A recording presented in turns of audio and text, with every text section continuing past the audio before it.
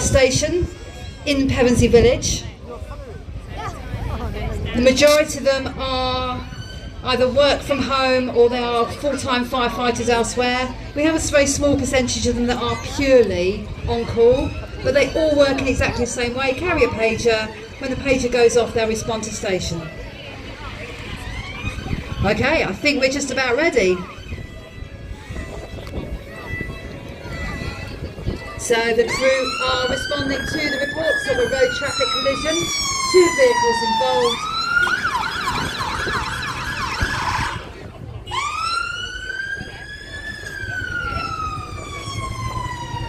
So on a roadway, when the appliances arrive, they will create what they call a fend-off position. So basically using the fire appliance to protect the scene of the incident, to prevent any further appliances, or sorry, any other vehicles from going into the crash scene.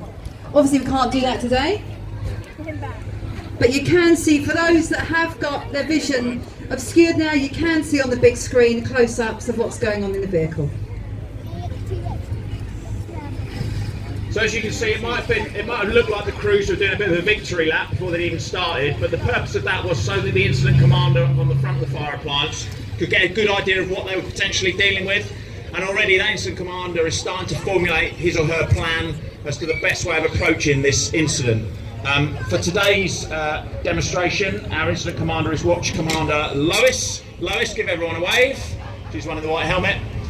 So Lois is starting to formulate a plan based on what they've got, what sort of incident, and essentially the casualties and the state of the casualties.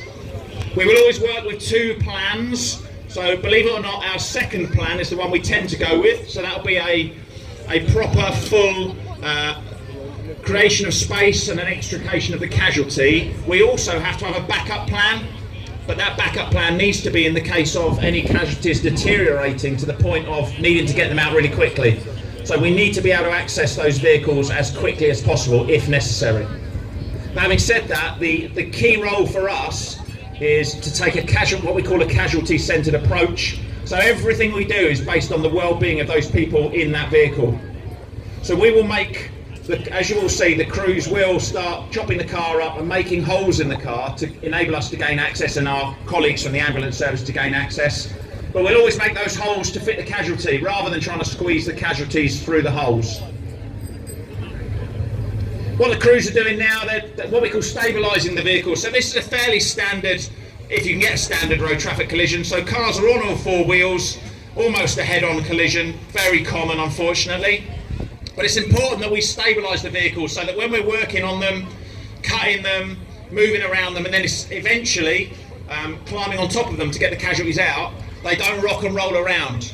Because it's important that the casualties, depending on their injuries, as my colleague from CCAM will explain later on, it's important that we don't move them about too much and cause further injury to them. So that's why we put what we call the blocks and chocks underneath the vehicles to keep the vehicles nice and steady. So we're doing an initial assessment of the casualties to see what sort of priority we're going to give to who's coming out first. We don't ignore any casualties. Very often, believe it or not, it's the quiet ones that are most worrying. So if we can hear someone screaming, at least we know they're breathing. So very often in the initial stages, it's as simple as that. So Lois will be working out what her plan is. She'll be communicating that to her crew, and then the crews will start working as a team to achieve the ultimate goal, which is to retrieve the casualties from the vehicles and get them to definitive medical care. Obviously, when the ambulance and paramedics turn up, the team simply expands. So we don't work as separate entities. Very often none of the crews won't have worked with those people before. They won't know anyone, but what you'll see as the incident develops is a really, really strong team approach to the whole incident. I'll hand over to Matt, my CCAM colleagues, to explain what's going on now. So for an incident like this, we would commit a few different resources to the scene. First on scene today is Steph. You'll see Steph is wearing an incident of Operations Commander tabard.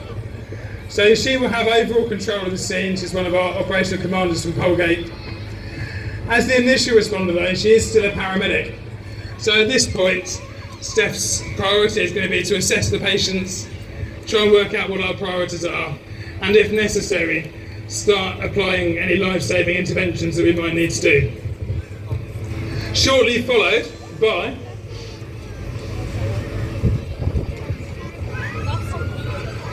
critical care paramedics. So we have specialist paramedics in CCAM, both in critical care and in urgent and emergency care. They have a few more tools that we can use. In the critical care paramedics class today as well is one of our consultants who's with HEMS. So these guys can bring more advanced treatments to the scene, particularly with HEMS, pre-hospital anaesthesia, and the ability to fly to a major trauma centre that's further away quickly if you're critically unwell. So they're now going to do what we call an A2E assessment. So they'll start with airway, breathing, circulation, disability, and then expose and examine. So they will cut all the clothes off the patients, looking for any hidden injuries. At this point, we would open the doors and ask any patients if they can get out on their own if they can. However, in this circumstance, we're going to have to remove the patient as they're trapped.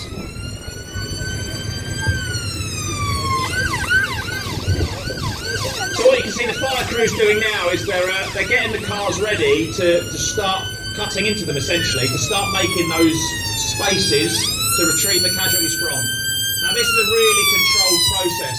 Obviously with modern technology, safety systems, airbags,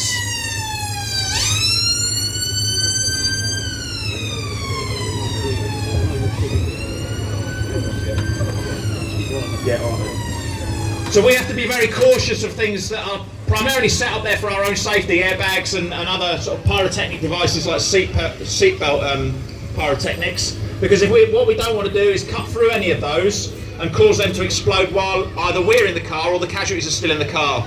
So we do a process called peel and reveal, where we basically trim the entire interior of the car to locate all of these safety devices. We also have technology on our fire appliances that can pull up the data from pretty much any vehicle, make, model, and tell us exactly where these systems might be, which gives the incident commander a better idea of where they can and can't cut.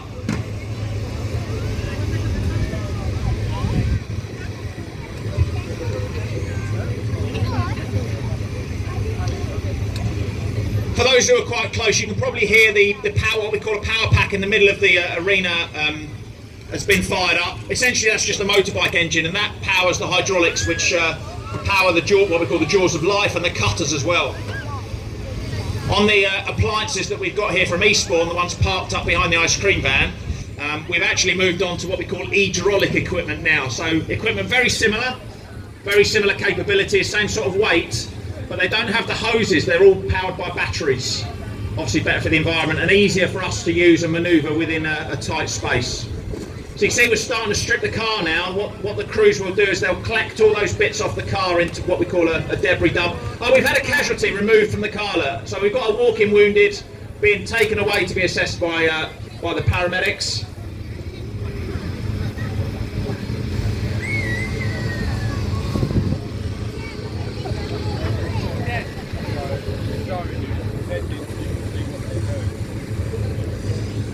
So just as the crews are working, I've just been given the nod that the Everest Challenge has got about 3 minutes left. Kevin's punching out the last steps up the top of Everest. So keep going, Kev. Well done, mate.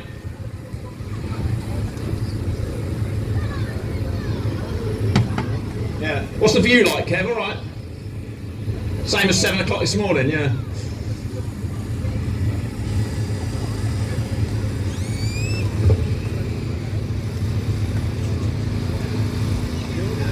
So at this point now, the ambulance crews are going to be looking after the patients in the car. If we need to, we can give them some medicines to help with the pain, some very strong painkillers or some gas to breathe on. Constantly reassessing them, because at any point if someone gets worse, we may change our plan. And if you keep your eyes on Steph here, you'll see that Steph keeps going to find the fire incident commander, and they will be constantly liaising any changing or evolving plans now. And like I said earlier on, what you can see now is the service responders from all services attended have almost blended into one. And like I said earlier on, a lot of these people would never have met or worked with each other before, but because of the kind of people they are and the kind of procedures that are laid out, they all of a sudden they blend into one team, and that's essential to achieve what they need to achieve in the time frame which is best for the casualty.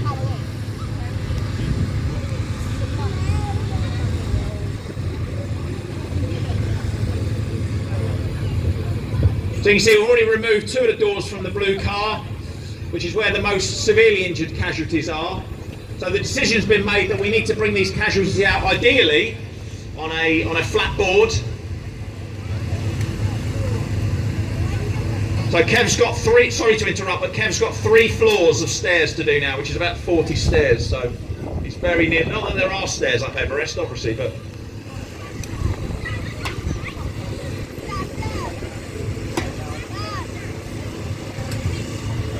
so they're now removing the boot lid just to give a bit more space and give them the opportunity to take the roof off entirely, which they will, that's their plan B. Plan A, they've taken the doors off just to give them access if they need to drag those casualties out. But obviously what we want to do is under a controlled situation, do it as a team and safely. So that's it, you can hear from the corner, the crews have now reached the top of Everest. An incredible effort all day in this heat. A real team effort as we're talking about teams. Well done to Kev, to Rick, and all the crews that have taken part today, and for your support as well. So a fantastic effort. Fleur is hers at 7 o'clock this morning just so nobody could watch.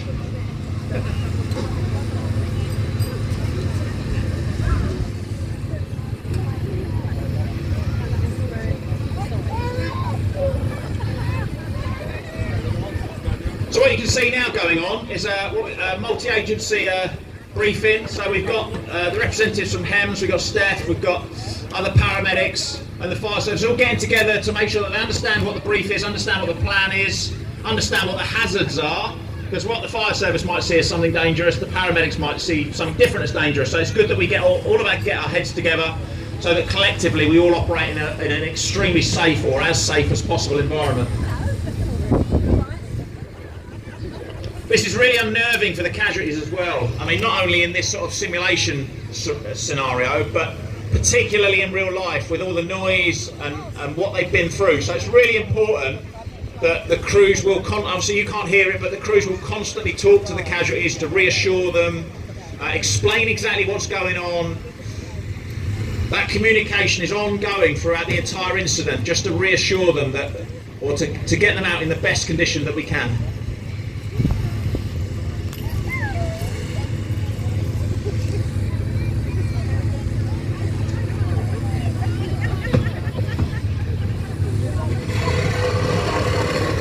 So you can probably hear that the fire crews have deployed a slightly different tool now, what we call a reciprocating saw.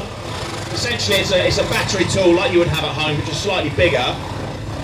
We have a large range of tools obviously available to us depending on the situation. Sometimes it's as simple as unbolting doors or unbolting boots with just a spanner, impact drivers, battery saws, or all the way up to our cutting gear and jaws of life.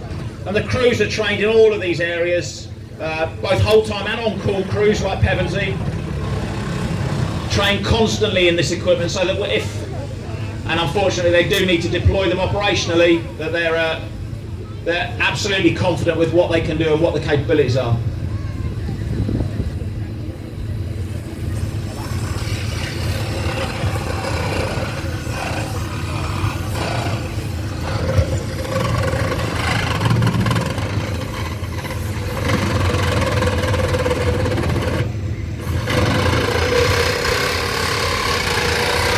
So what the crews are doing now is they're cutting every post around the car.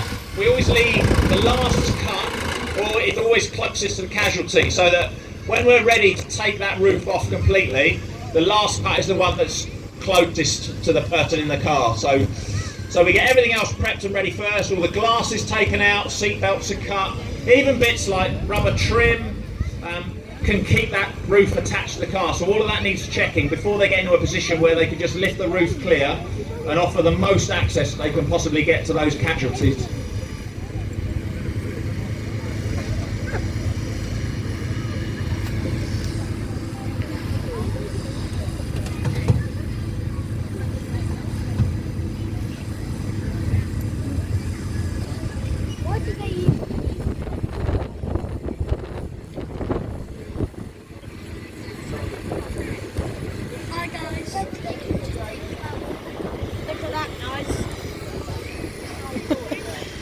You remembered we were here then? You remember we were here then? It may seem like there's a bit of a lull in operations at the moment, but it's really important that all the crews involved from all the services work in a controlled manner.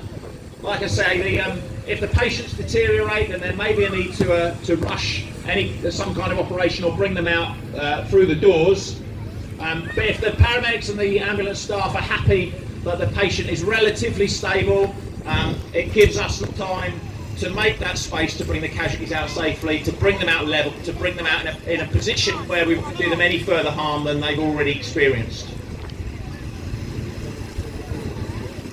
What you can see now is the crews are starting to move themselves and position themselves around the roof of the vehicle, so that as the cuts are made and the weight starts coming off the roof, there's no chance of it falling or slipping. It'll be supported at all times by the crews until they're in a position to lift it off and remove it entirely.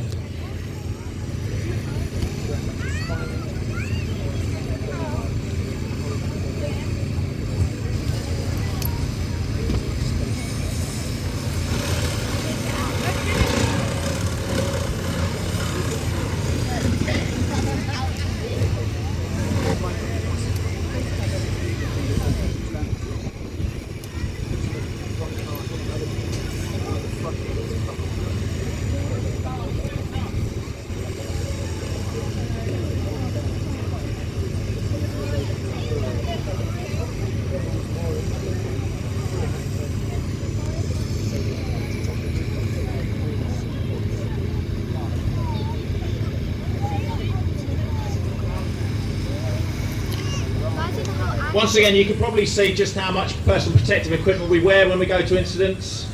Obviously on a day like today, or any day really, wearing all that kit and protective equipment can be really hot. It's a really arduous incident. Those tools weigh a fair weight, so if you do get a chance to have a look around the fire appliances, please do see what sort of conditions these firefighters have to work under.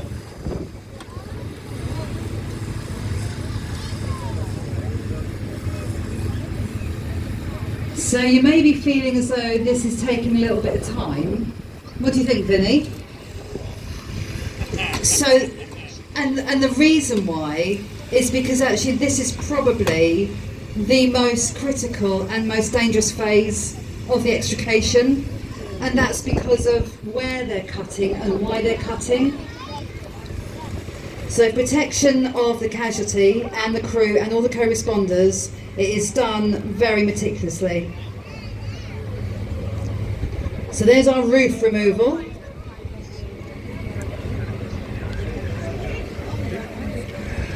So now you're going to see us move into position to remove the patient from the car. I think this is the point where you'll see the best teamwork between both the ambulance and the fire now. So from this point forwards, whoever's holding the head of the patient is in control. It doesn't matter if it's a doctor, a paramedic, one of our support workers, a firefighter. From now on in, control passes from whoever's holding the head. So you see the long board starting to be slid right down behind the patient. And control of the head is likely to change person 6-7 times as we go out. We now need to get the board in behind them, tip the board back and slide the patient up the board at the same time. So there's going to be hands all the way up the board, hands on the patient to slide them, but also people at the back of the car to receive this board as well.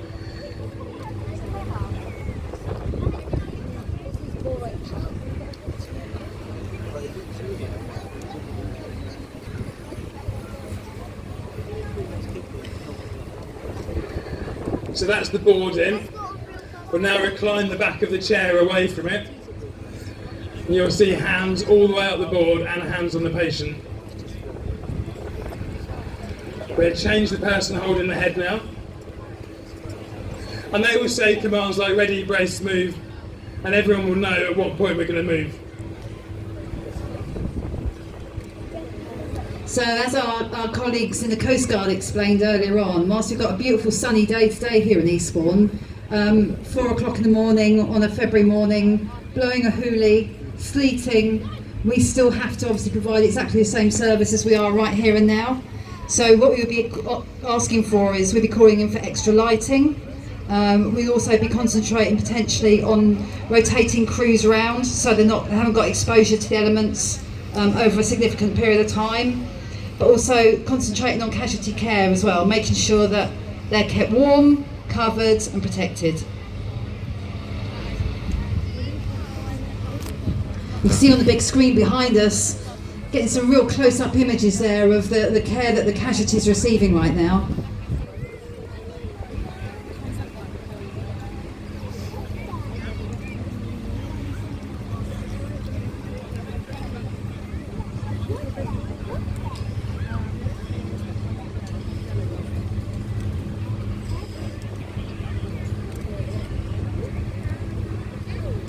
You can see some of our crews are getting in really awkward positions there. We do train our staff for manual handling, but as you can imagine, we cannot train for absolutely every eventuality. But all our crews here are taught how to manoeuvre themselves in these sorts of situations.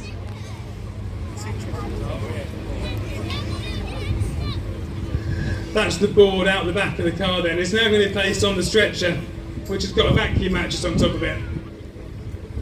We don't transport anyone on those boards, they're purely for extrication. So they'll now be removed from the board using what we call an orthopaedic scoop stretcher, which is the bright yellow stretcher that comes in two halves. So the team will now form up along one side of the patient so that they can gently roll them onto their side just by 30 degrees and slip this side of the scoop stretcher under them. And then we just do exactly the same on the other side. We can then lift the patient straight off that board without any more movement. They can be transported on this orthopaedic scoop stretcher to hospital. There's X-ray translucent so they can go through a CT scanner. Or if it's a long journey, we can remove the scoop stretcher and leave them just in the vacuum mattress, which is full of small polystyrene balls like a beanbag. And we suck the air out of it, it goes rigid and forms up around the patient, so it keeps everything stable and contours the body for a long journey. As said, from here, our nearest major trauma centre is Brighton, or for more significant trauma, you may end up in London.